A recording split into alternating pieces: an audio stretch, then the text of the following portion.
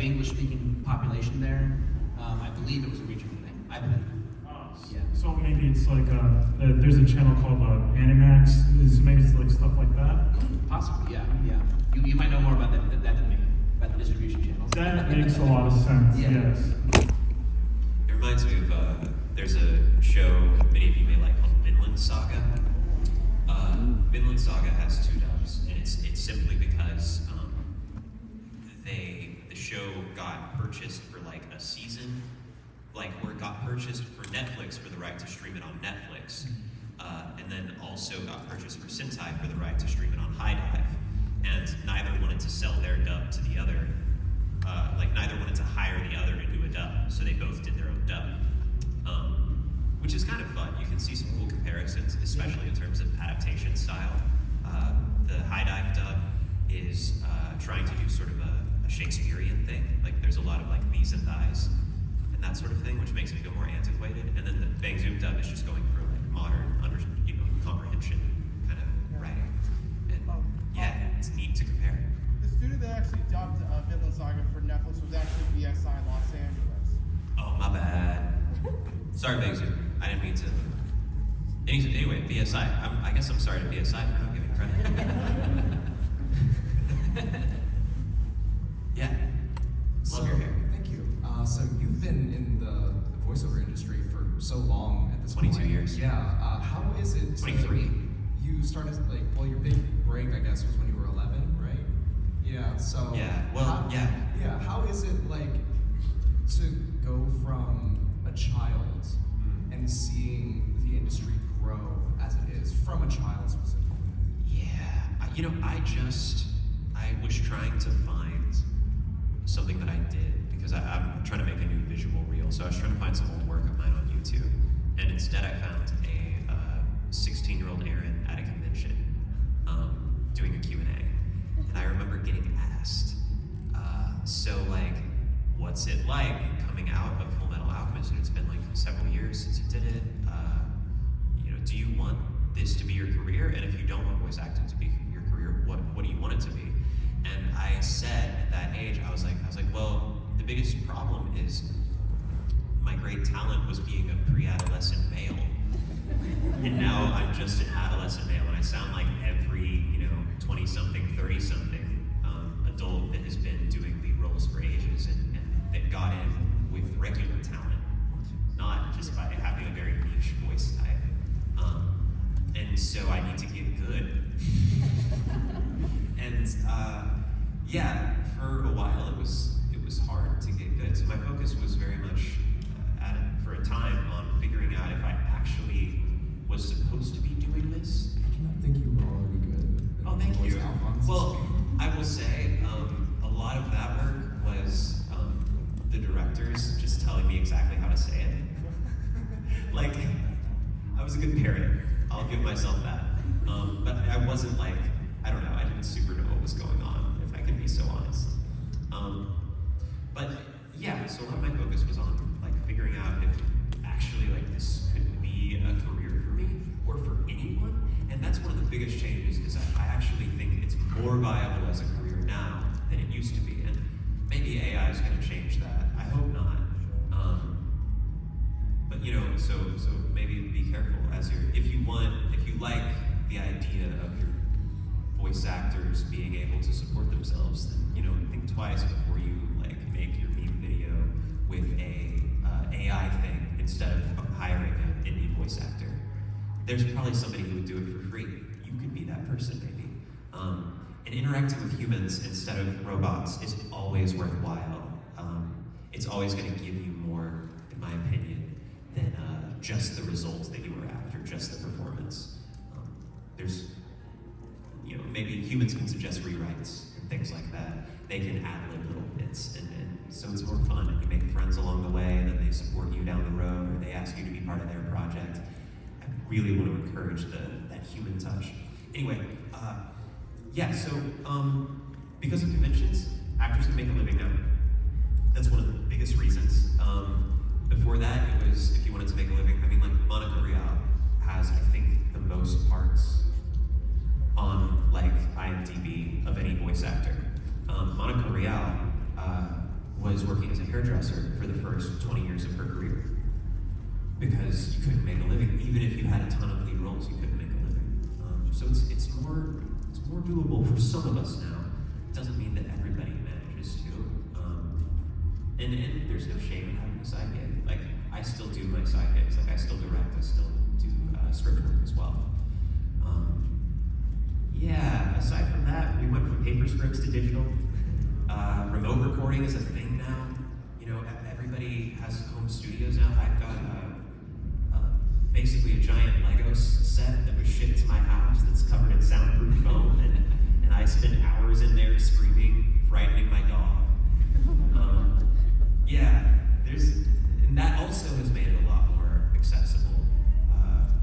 It probably made someone like you feel more comfortable like moving from LA, because like you have ties there, but like you've got a home studio, I presume. Oh yeah, I spent 9 years building up a life and career out there, but I realized though, you know, when Crunchy opened up the big studio, the merger happened, I was like, oh, you fish where there are fish, and you know, obviously that's where the work is, so I moved out to Dallas. But I knew my LA contacts wouldn't abandon me because they had confidence in my talent, but also my remote setup that they knew from COVID, because many of the biggest credits I had up until that point, Demon Slayer movie, for example, that was recorded from home. Entirely from home during lockdown. And a lot of that's, you know, the sound engineers over at Magazine telling me, you know, just what to do, what to get equipment-wise, how to soundproof my walk-in closet and all that. But they knew, you know, they had faith in what I had. So it's been nice to kind of have a foot in both worlds, because I work on a pretty regular basis both in Texas and LA. I kind of try to keep a foot in both worlds, a ship in both ports. Heck yeah. Thank you. Yes. This is a question for both of you guys. I just want to know, how was the experience working on the dub with the other actors and everything, just because watching the dub, especially in theaters, I can really get a taste of Toriyama's writing. It felt like reading the manga again, just seeing like his silly humor and little jokes like that. So I just want to know, how was it like just dubbing in the studio with all the other actors? Dubbing anime can kind of be a lonely process sometimes because we don't record together. Some people have like a romantic idea that we're all in like a semicircle, you know, we're doing it like an old-time radio drama, but we all have to go in by ourselves.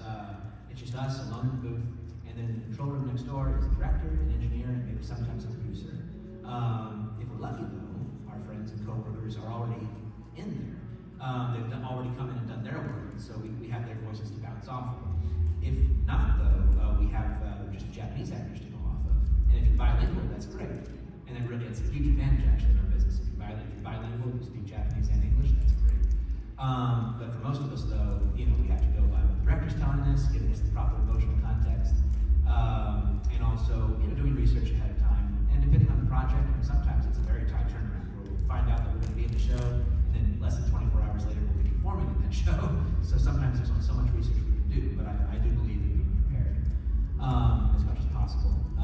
So it just depends. But what's fun though about Dragon Ball especially is that, yeah, coming in and hearing these voices that I've heard since childhood, I mean, it's just insane. Especially because Daima is a direct sequel to the Buu Saga, which is the one that I kind of grew up with and have a lot of, you know, warm memories of. And so to hear, you know, Sean Schimmel and Chris Sabat and all these guys, I mean, it's a dream come true to get to interact with them. And also, frankly, Aaron, my gosh, you know, we've been in a lot of things together over the years, but I don't think we really share that much screen time for the most part. No, we haven't yet. Yeah, but we're gonna. Hydra number 8, season 2 will hopefully fix that. Yeah. Yes. But no, it is an honor to get to work with him. Yeah. Like Full Metal Alchemist broke my heart watching it as a kid. And oh my gosh, yeah, magical gold. Oh, thank you very much. But yeah, that's part of the fun. And part of the fun of going to these cons too is getting to actually, you know, because what we do is kind of a lonely process. It's really cool to be able to meet you guys, obviously, but also, you know, to meet our coworkers and to actually get to know them in a way that's not just waving at them, you know, as we're leaving the studio and they're arriving. That's a big part of the fun for me. Yeah, I'll just add on that, like, there are certain characters, I try to watch ahead. So, like, there are certain characters that I'm just very excited to see. So, like, Sir Warp, the giant fish, I was very excited to hear what that would be like in dub, and it surprised me in a very good way. He's got this, I don't know, I can't do it. Whatever the hell that guy's doing, I'm in awe. Same. I felt the same about like. Please insert your PIN code. Great stuff. I think that's Kristen. Yeah. And then there's the small one too. Yeah. That's like it's like you don't look like Jim and the innkeeper at the hotel is like this toad-looking guy, and he's like, Vampire Jr. does this thing with it. It's like just a voice made of texture that kind of sounds like a burping frog. And he looks like a frog man, and then he throws a hick accent on top of that, and it's so good. It just feels like you're on Tatooine. I keep going to Star There are Wars. definitely Tatooine vibes, yeah. Oh, man. And that's part of the fun too, is that, in anime, for the most part, we don't get to do accents.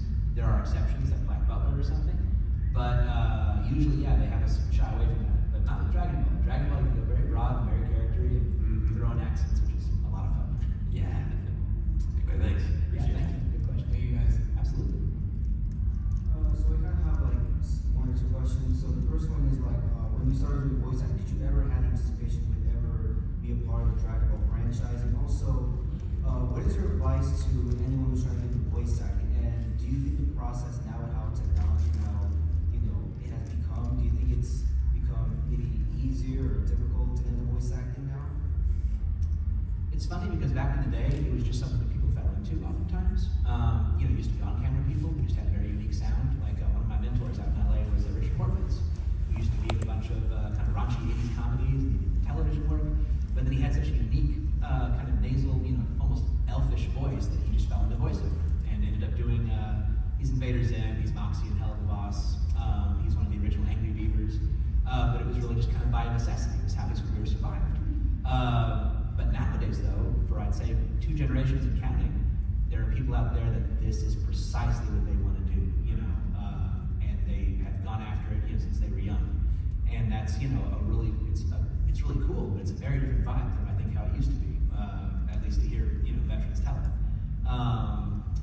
The thing is, though, what I would say the best thing to do is, voice acting is acting, first and foremost. So take acting classes, get a solid foundation. Everybody can do an approximation of Bugs Bunny, the game What's Up Doc. But can you do Bugs reciting Shakespeare? Can you do Bugs doing the deathbed confessional scene from Magnolia? If not, then it's an impression, not a performance. And that's the difference between profession and like a party trick. And there's nothing wrong with impression. It's how some people get started. But you also want to get comfortable with the sound of your own voice too. Like for a long time, when I was first trying to make a go of it in LA, I would always do kind of broad character voices because I didn't like the sound of my natural voice. I thought it was too nasal, and I just didn't dig it. And so I would always kind of go cartoony and charactery when sometimes this, in anime, depending on the anime, they really want you to be grounded and relatively real, the cinematic read and all that. And I found out that, sometimes if it's not some really broad, over the top character, just using your natural voice and finding the emotional honesty in an imaginary moment, that's actually what makes the difference. That can make all the difference. Because there are archetypes that we have to embody, aristocratic villains or, bright-eyed young heroes or whatever it may be. But you also want to bring your own kind of special sauce to that. But I would say, these days though, it's easier to get into in some ways, but there's not one set path. Have any of you seen Indiana Jones and the Last Crusade, the one with Sean Connery? Yeah. Do you remember the leap of faith? Yep. When it looks like you're just walking into an abyss, and then you look behind you, and wait, there was a path. The whole time there was a path, you just couldn't see it. This career only makes sense when you look backwards. Because oftentimes it does just feel like, you're stepping into thin air and hoping for the best. High hopes and thin air, that's what it's made of. That's what our lives are made up of sometimes. But sometimes through a combination of the right skills and being in the right place at the right time, we get to have some wonderful experiences. I would say acting classes, demos are also really important. Even if you don't want to go into commercial work, get a commercial demo because that's what agents care about, because that's where the money is. So do that, and then after that, it just kind of, you always have to be your own best advocate, for sure. But it does get a little bit easier though when you have people that are actively, working to help you. whether that's through actual like industry networking connections or agents or whatever it is. You know, it's nice when you're not just totally by yourself trying to make an impact. Absolutely. I'll tack on to that. I think that the indie route looks more appealing than it has in a long time. That is, you look up how to soundproof your closet, you do some research and get some mid-level like microphone interface for your laptop, make sure it's a solid state so we don't hear that whirring fan. And then you start to go onto voice acting forums and auditioning for indie stuff, like for Flash games and YouTube series that are about Minecraft, but you know, it's Minecraft characters that are doing a red versus blue thing. Or all sorts of stuff. There's a huge world of independent content creation that needs voice actors and pays. And you can build a resume off that. And you know, the fun thing about a resume is if you have a page full of roles that are real, that have a person behind them that can be called and can verify that you did good work, it doesn't matter how many people saw it, it doesn't matter how much you got paid for it, it just matters that you booked it. And at that point, I think you can feel a lot more comfortable stepping into that abyss. And you know, stepping into the void would look like, okay, I've got a page-long resume, I've done some community theater, I've spent hundreds and hundreds of hours, and theater is my favorite version of acting class. My favorite acting class is community theater because when you pay for an acting class, typically you will pay, especially if it's like a workshop, you'll pay like $200 for about 3 hours of watching people act and then like 10 minutes of acting yourself. If you book a like black box theater role, you will spend hundreds of hours not just memorizing your lines but rehearsing and then actually performing as well. And you won't pay anything except your time. And all that time you're going to spend becoming the best actor you can be. So always super recommend that. Anyone who has done that is going to beat anyone who hasn't done it because they have hundreds of hours more experience acting. But yeah, you do that, you get your resume, that's when I would suggest moving to LA or Dallas and seeking out agents. And that's as simple as Googling talent agency, Dallas, talent agency, LA, and sending them emails. When you have friends who are already in, you can ask if you can list them as references. That's a thing. There's also like a point where people like, well, this is like the greatest ask you can make of another actor, for the record, is saying, would you walk my resume in? Which is basically saying like, will you be my referral? Like, will you basically give them my email address and say, I recommend this person, which is a lot. I was afraid to do it for the first 17 years that I was acting.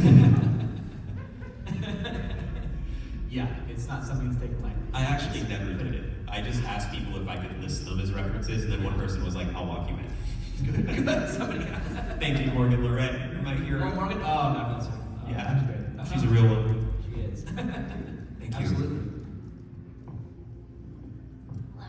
I guess this is a question for both of you, but you kind of triggered a brain cell when you said you were a really good parent when you were younger, because the director was kind of telling you what to do. So I guess I want to ask each of you, like, has there ever been a time where the director was telling you to do it completely differently than you thought, and then maybe you argued about it and then you won, or maybe you lost, but you were glad that you lost?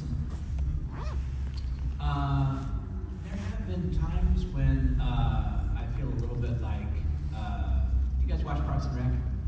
Yes. Okay, you know when Nick Swartzman, what's his name? What's his character's name? Mustache guy. Ron Swanson. Ron Swanson, yes, Ron Swanson, you know, goes into Home Depot or a place like that, and someone tries to help him, he's like, I know more than you. You know? And it's not because I think I know more about the craft of directing, certainly not, that's not my forte. But sometimes, you know, I will have read ahead in the manga, or I'll know something, you know, that kind of helps us define the emotional context of the scene. Because I do believe in being prepared, if at all possible. And, you know, any director worth their salt appreciates that. And I'm not obnoxious about it, I just say, hey, I think I know what's coming next, just to let you know. And most directors, if they're secure in their power, they're okay with that.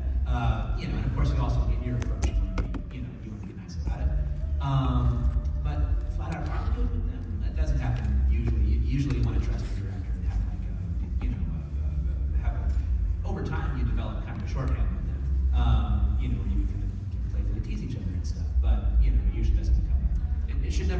mask. I do. Yeah, there's times where like I'm reminded of a scene.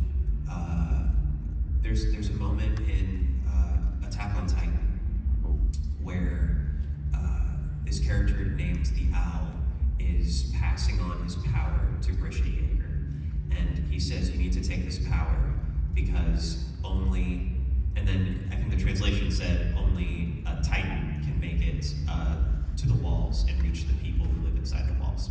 Okay, so obviously he didn't really mean a Titan, he meant a Titan shifter, like a person with the ability to turn into a Titan. And I've been working with the idea of, do I want to try to work in Titan shifter into the script? Or, because that was a term fans used, but it was never actually in the script. And so I ended up coming up with the phrase, one of the 9, because there are 9 Titan shifters. So I had him say, only one of the 9 can make it to the people who live inside the walls. That's really nice. The way that the original direction had it, they had it as Grisha said, only one of the 9 can make it to the people inside the walls. And I was like, no, any of the 9 can make it. We cannot say it like this. Wait, please. And so what I did is I offered a rewrite in case it was my fault, because I always try to be aware of the fact that it might be my fault, but I was like, hey, this is not how I intended this. This was me talking back as a scripted actor though, not as an actor. When I'm acting, I'll typically, you always like frame it as a question, because the fact is you don't always know. Sometimes you really think you know what's best, and you're just wrong. And so it's, it's always us versus the problem, us versus the uncertainty is how I think everybody sees it. We're blessed to have very level-headed, kind coworkers. Yeah. Thank you so much. Absolutely. This one is for Aaron. I know you from Moriarty and the Patriot, so how is it for you, speaking of acting failure, how was it for you developing the voice for Moriarty? Did you do research for it, and what was your favorite scene to do in that voice? Yeah, I did. I listened to some, I think it's called London Estuary is what they were calling the accent. It's sort of a generic, modern feeling British accent, not something that's too antiquated sounding. And then I also talked to Kieran Strange, musician and voice actor, and he coached me. We just talked in British accents back and forth for like an hour, and he gave me some advice on where to go. He also recommended a dialect coach, but she was too busy. So it is what it is. I also kind of had been practicing my whole life for that role, because me and my mother would talk in British accents all the time. We listened to BBC for the news, and we went to England together once as a convention that we extended into a long vacation when I was like 16, and the whole time we were talking in British accents. We're like, tally ho, such give me a crumpets, would you? And then we'd go up to an actual British person and be like, hi, can I have a coffee? Right, so got my coffee. I would even, when I worked retail, I would talk to people in a British accent and claim that I was from Birmingham. And from Birmingham, yes. And that was a fun pastime all the way until an actual British person came up through my line at World Market. They were like, you now. No. I'm sorry, I'm just bored. So Moriarty's kind of an amalgamation of that. I'd say the biggest inspiration for the Moriarty voice is I've always been cooking on this story where a terrorist starts to kill the 5 richest people in the world every quarter. It's like a Death Note, but without the superpowers.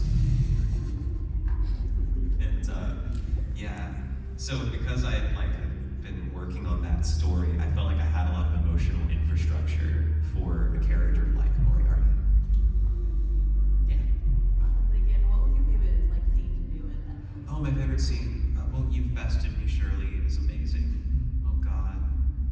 Also just the first time that soundtrack kicks in, when I say, make it quick, would you? I've only got one cigarette left. But when I'm like leaving that man to avenge his child and kill the serial killer, like he's gonna like beat him with a wrench to death in a mausoleum, and I'm like, so casual about it. I thought that was super cool. Thank you. Thank you. Okay, so this one is for Aaron. So you have the experience of playing a role in a series, then coming back to said series, but as a different voice. It's kind of like Fruits Basket. Yeah, Fruits Basket and Full Metal. So it's like if you had a nickel for every time it happened, you had 2 nickels, but it's still weird it happened twice. But so you played Hero and then Kakeru in Fruits Basket, and then Alphonse and I believe Young Hohenheim? Yeah, that's right. In Brotherhood. So how is it like to like that experience, and also and sadly you didn't get to interact with your previous characters. So one, how was the experience, and two, do you have any how would like Kakeru interact with Hero or young Hohenheim interacting with his future son? Kakeru versus Hero is really fun. It's like a stinky force versus a very stinky object. I'm gonna workshop this metaphor. They're just both so prankstery. I think that they would be fast friends, actually. I think they'd get along great. They'd probably just team up against a third party because that's mutually assured destruction. If you start pranking one as the other, that's just gonna escalate until you're both in jail. So yeah, I think they'd end up teaming up. And then young Hohenheim and his kids, I mean, gosh, one would imagine he might grasp them by their faces and tell them to run. I don't know, like the horrors that his kids are in for. I don't know, it's hard to think about to what extent young Hohenheim understands what he's doing. You wanna know something really weird? Alright, so you can see, if you look at Trisha's age, her date of birth and her date of death, and then you look at Edward Elric's age, Trisha was definitely married by 15. And Hohenheim was definitely centuries old, so he pulled a full Edward Cullen. You're welcome. Why are you booing? I'm right.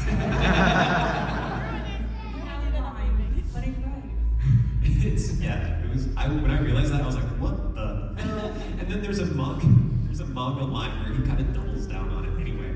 Sorry, I didn't mean not to yuck your yum.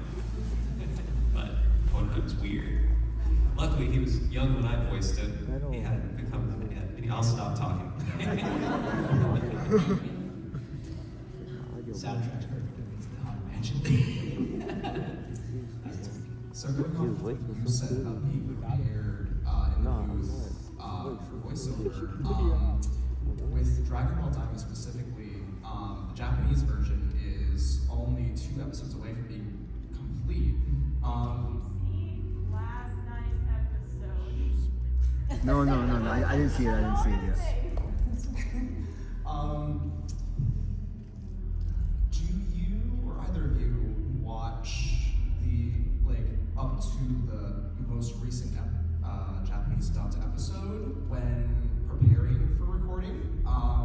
And has this been the case in the past with any of your previous roles? Not for everything I've worked on, but certain things that I've gotten.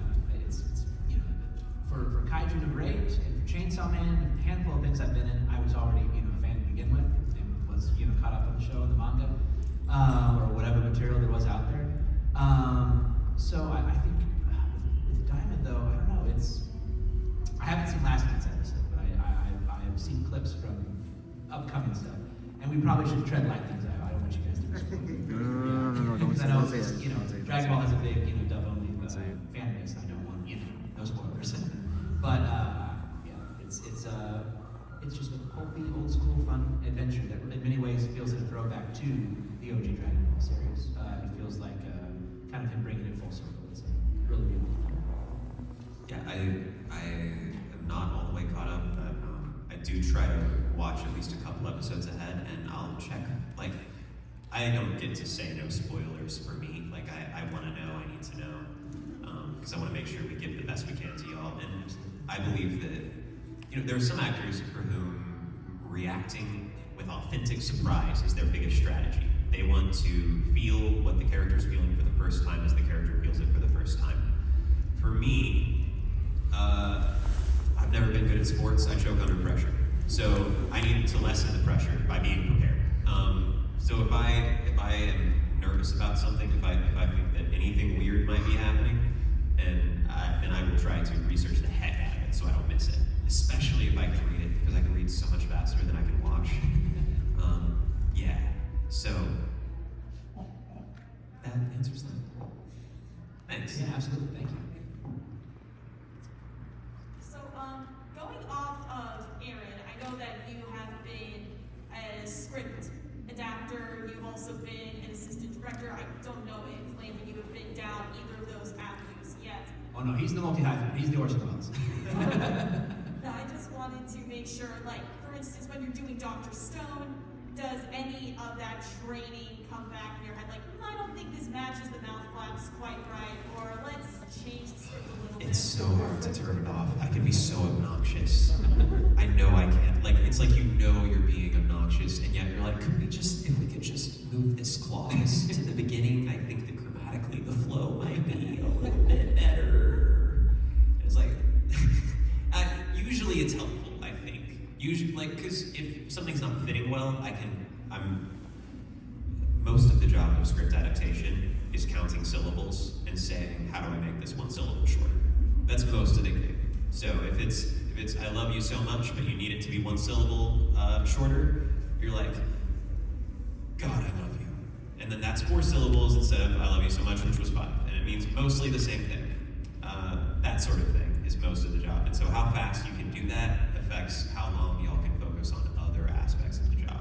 And also one other quick question for you, Aaron, because I know that you kind of like took a back seat from being a main/supporting role in voice acting, and then you finally got back in the main role bandwagon with Dr. Stone. So how did it feel going back in the driver's seat? Well, it's interesting. It's our perception. I think for a lot of us, it's weird. Like, before Dr. Stone, I absolutely had fans come up all the time and be like, so what happened? Why'd you quit voice acting? And I would be like, I've voiced 30 lead roles since Full Metal Alchemist. You just didn't watch them.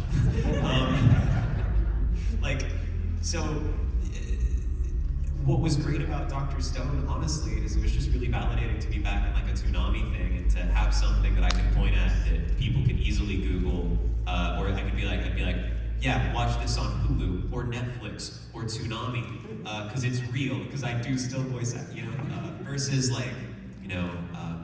other shows that are really fun, like Terror in Resonance is an amazing show that I did with one of the lead characters in it.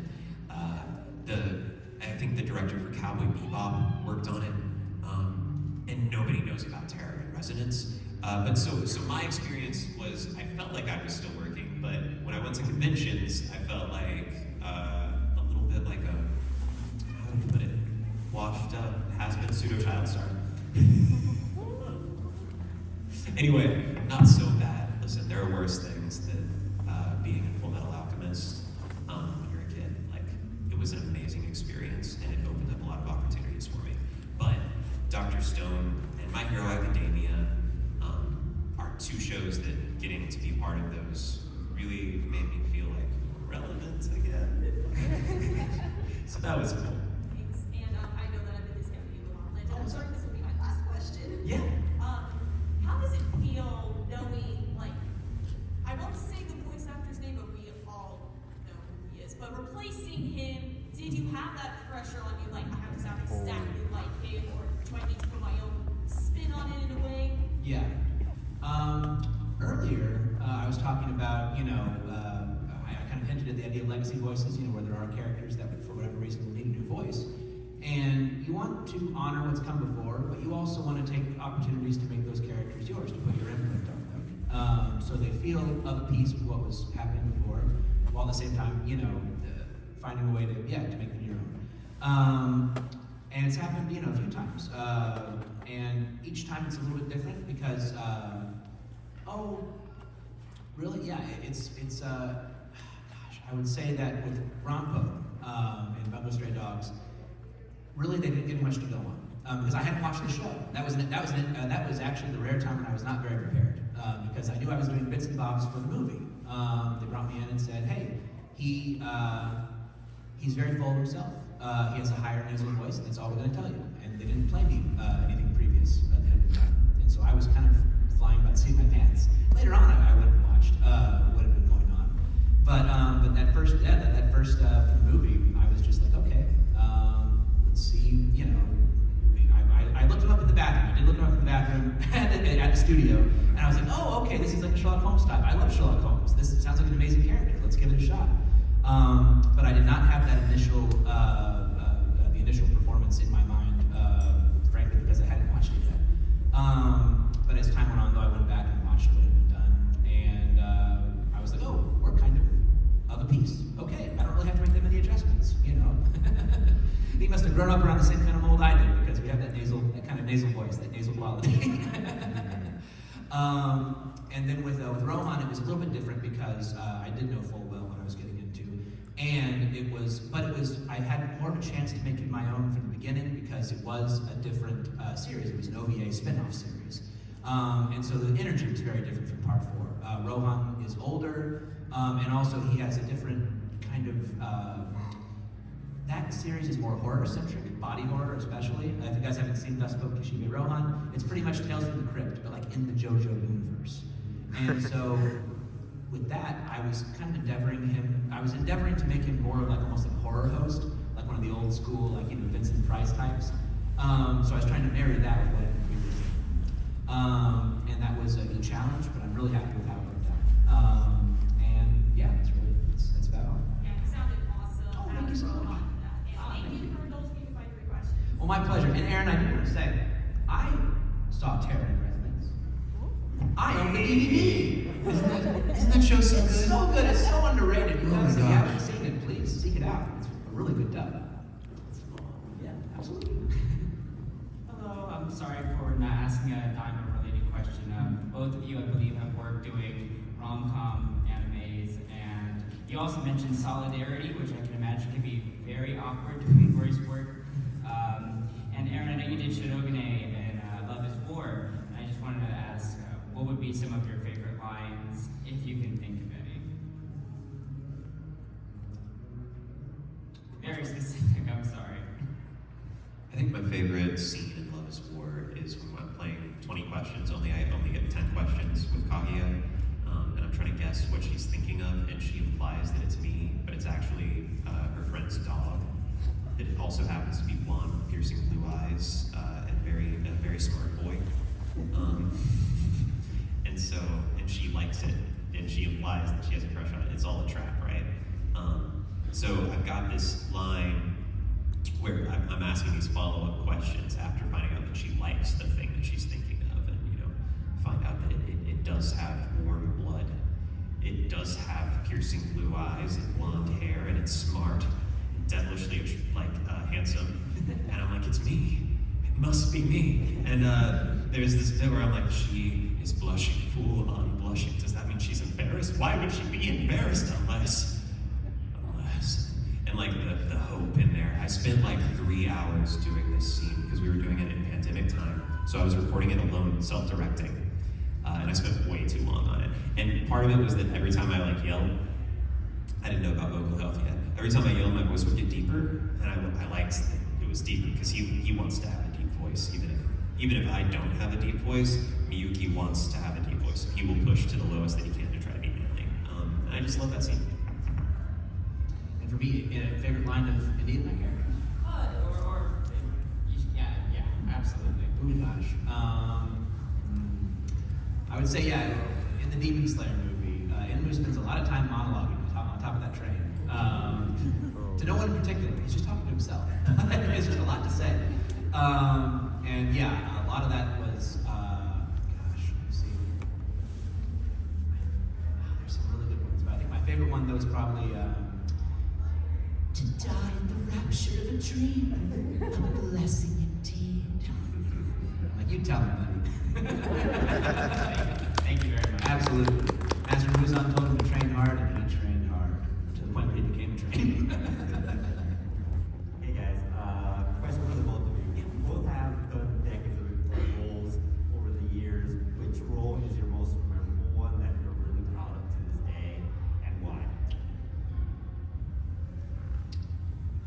For me, one of the things I'm really proud of is season 4 of Bungo Stray Dogs, Rampo's origin story.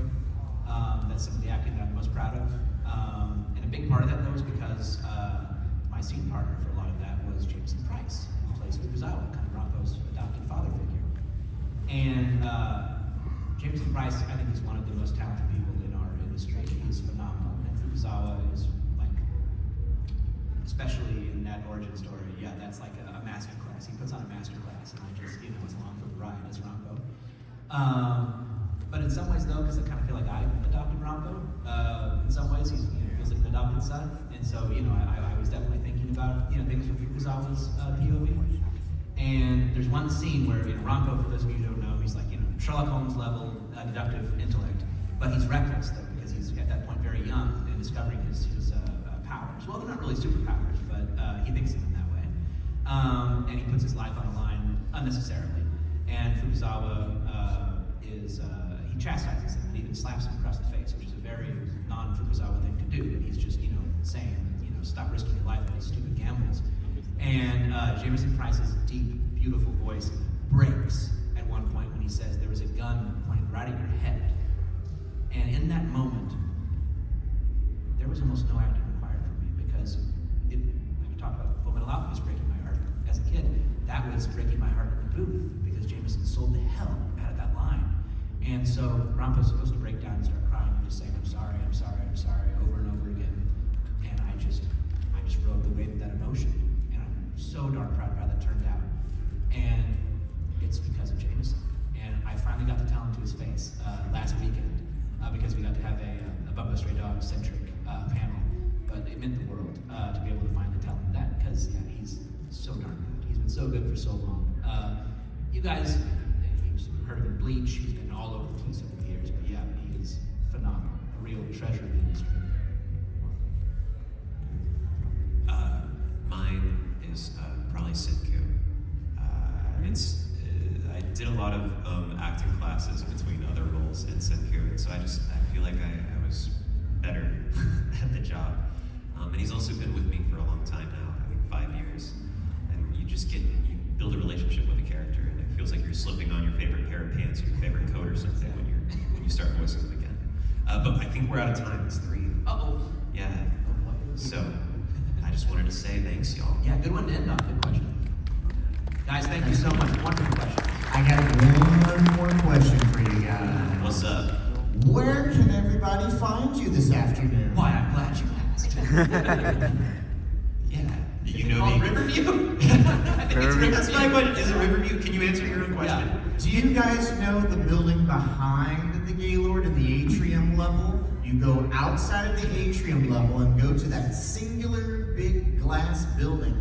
That is called the Riverview Ballroom, and that's where our autograph area is. And I really should be speaking for our actor, but they would love to see you this afternoon if you'd like to come out. If you had a question we didn't get to, you're welcome to come by the table and ask the questions. So we will see you at the Riverview Ballrooms, guys. Thank you so much for coming.